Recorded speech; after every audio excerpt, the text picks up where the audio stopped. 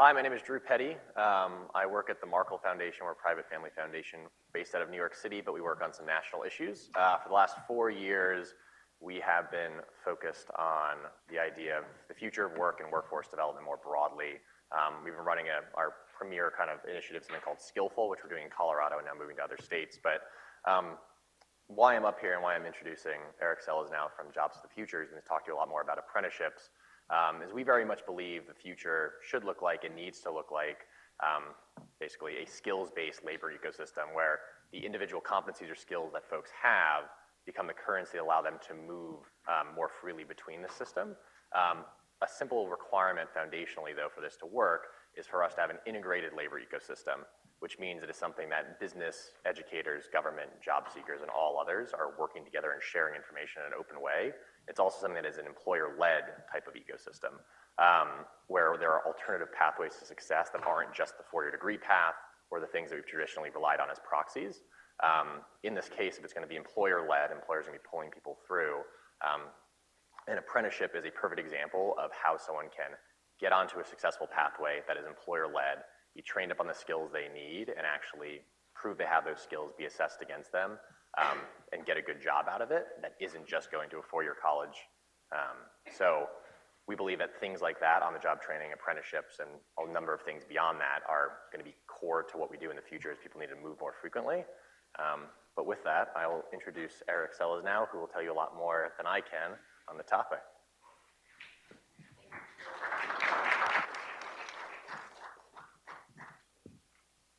Glad your other hand works. Good afternoon, thanks for having me, Philanthropy Roundtable, and it's a pleasure to be here. Eric Seleznow with Jobs for the Future, and I lead our work, something called the Center for Apprenticeship and Work-Based Learning, and I'm happy to be here today. So I'm going to spend my time very quickly. I want to get a lot on the table, and I've totally thrown out my remarks given all the other conversations that were done today, so I'm sort of faking halfway through this, but I think it'll work. So there's been a lot of conversation about apprenticeship in this country the last 5 years, and I want to do three things today, sort of tell you why that is and where the country is now, talk a little bit about what apprenticeship is. How many people in this room have a really clear understanding of what apprenticeship in the United States is? Okay, and then I want to tell you what makes a good or great apprenticeship program, what's involved in that, why is it such a big deal. So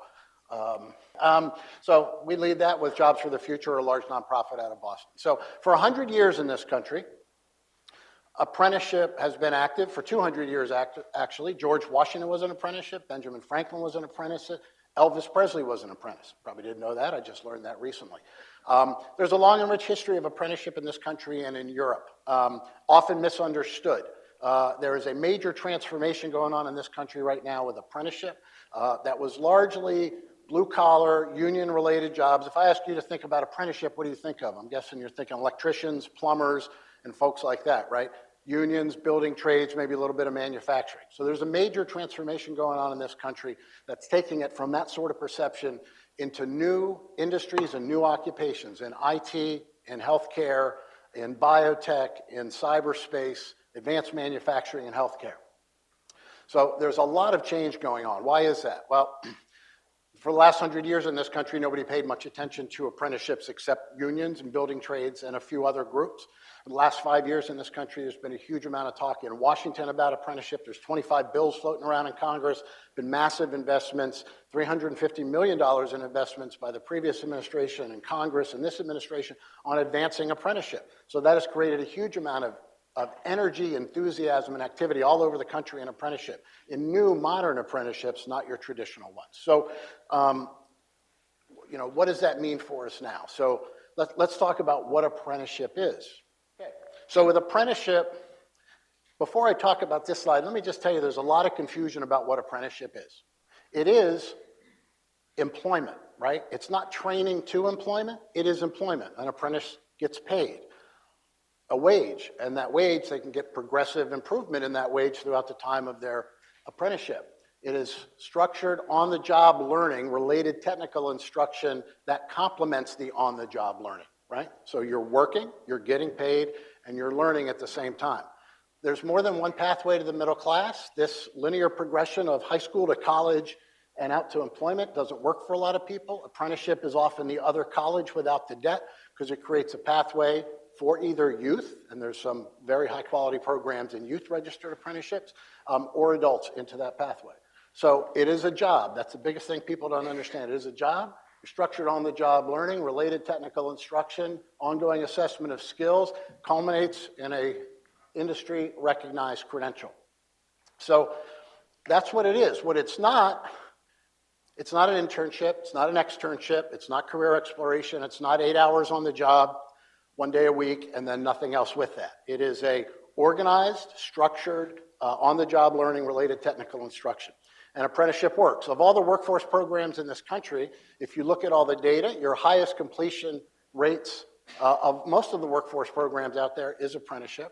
Highest job entry rates are apprenticeship. Highest wages, average wages of about $60,000 a year as apprentices.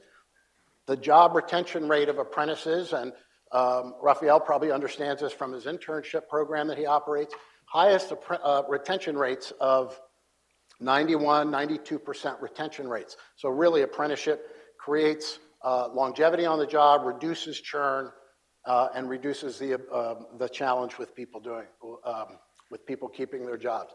So apprenticeship offers a lot of things, but it creates standards, industry standards that students must learn, and it stands for rigor, quality, and rigor, quality, and standards, because they must have a set of standards that are written to the job.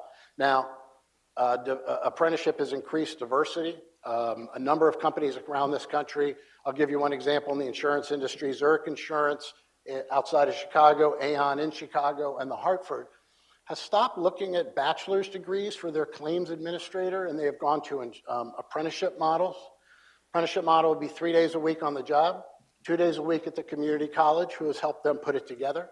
At the end of 3 years, moving that worker around in different jobs in the company, and two years into community college, they'll complete with an associate's degree and an entry-level wage. So it starts people at an entry-level wage and then moves them up to an entry-level wage for a skilled craftsman or a skilled insurance administrator or a skilled healthcare technician or whatever. There's a growth of intermediaries in the apprenticeship world. Intermediaries, one of Fred's organizations acts as an intermediary at one of his sites. Workforce boards, and the West Michigan Workforce Board created apprenticeships for healthcare IT. They figured it out. Community colleges do a lot of this work. They do the heavy lifting for companies. They work with companies to craft apprenticeship programs, and that work with companies to do the related technical instruction. But the company has to provide the opportunity to do that. If you believe that applied learning works, and we saw it yesterday at the restaurant, we've heard about the internship program Raphael has, and many applied learning works, right? We know it does, and so how do we create programs? How do we get business more engaged in this? We're all the supply side, right? We're creating programs to help people get working. We need demand side at the table. We need employers at the table to open up their shop floors to give people opportunities to work and learn. Stop complaining about that the K through 12 system isn't giving you what you need, or the community colleges aren't giving you what you need. Employers need to get in the game, provide opportunities for workers, and then our systems, whether it's colleges or other training providers or nonprofits, will provide that pathway to help them get skilled workers. There's a pain point that Fred spoke about this morning that employers have. And whether you're involved in a sector partnership or career pathway program, whatever, apprenticeship can be helpful. It's not the solution for all workforce problems. It can be for some, and apprenticeship can offer a real pathway for lower income folks or folks who've been locked out of other sorts of jobs. So it helps the pain point. I often say to employers, get in the game, but more and more employers want to grow their own workforce. You've heard about the tightening labor market. You've heard about some of the challenges. What better way than for an employer to craft their own program, train the worker the way they want them trained, have the worker get paid and get trained at the same time. They can't afford to stop out or take out for college. But how about employers growing their own workforce from the communities in which they serve, work with community colleges, work with other partners. What really makes a successful apprenticeship program is what the theme you've heard all today, good local and regional partnerships coming together. Employers, community colleges, community-based organizations coming together to work with companies in the area to train their next generation of workers. You can do it for adults, you can do it in high schools, which there's an emerging practice in across the country. But apprenticeship and other forms of work-based learning, internships, on-the-job training, and the gold standard, which is registered apprenticeship, which are registered for the state, with either the state or federal government, are an excellent solution to provide pipelines of future workers, and it's a good opportunity for business to get the workers with the skills that they need. Thank you.